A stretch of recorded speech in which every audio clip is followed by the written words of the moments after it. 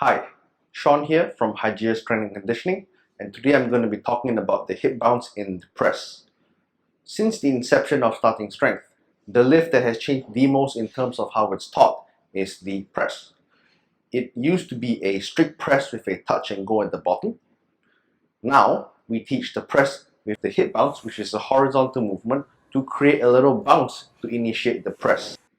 The hip bounce does two things. Firstly, it solves the issue of the lifter pressing the bar up and around the face because the head automatically moves back as part of the hip movement.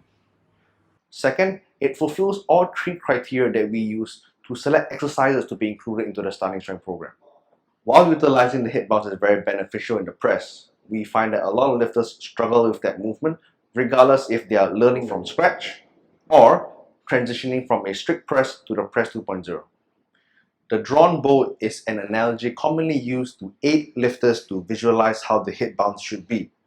I've personally used this analogy many times with my clients, but found that they find it a bit tricky to understand how the horizontal movement can be translated into the vertical movement in the press.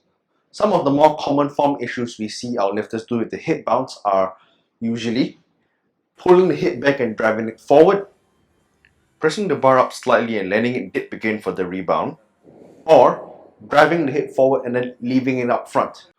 Over the years, I have used many analogies to better explain the hip bounce movement to my clients. Out of everything that I've used, I found that the playing card analogy seemed to work the best in conveying the movement to my clients. So today I'm going to share it with you and hope that it will help you too. So this right here is a playing card. Imagine that this is your head and this is your legs.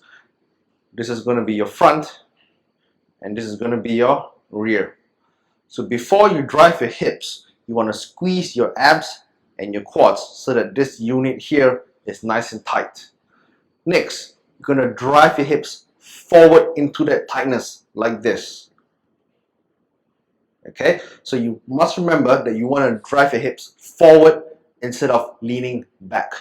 It's a different thing doing this and this, right? Because if we lean back, the bar is going to move backwards, and when it rebounds, it's going to be flung forwards. So we don't want that. So the bar is going to sit roughly about there in your hands, all right? So when you drive your hips forward, the bar is going to dip, right? So the bar is here, you drive it forward, the bar dips, and because it's tight here, it's going to rebound back, and that's going to start the press. And once it's in motion, you're going to follow through the press and press it to the lockout. All right? Okay, up and back. Okay, so I hope this analogy helps you to better understand the hip bounce. Thank you.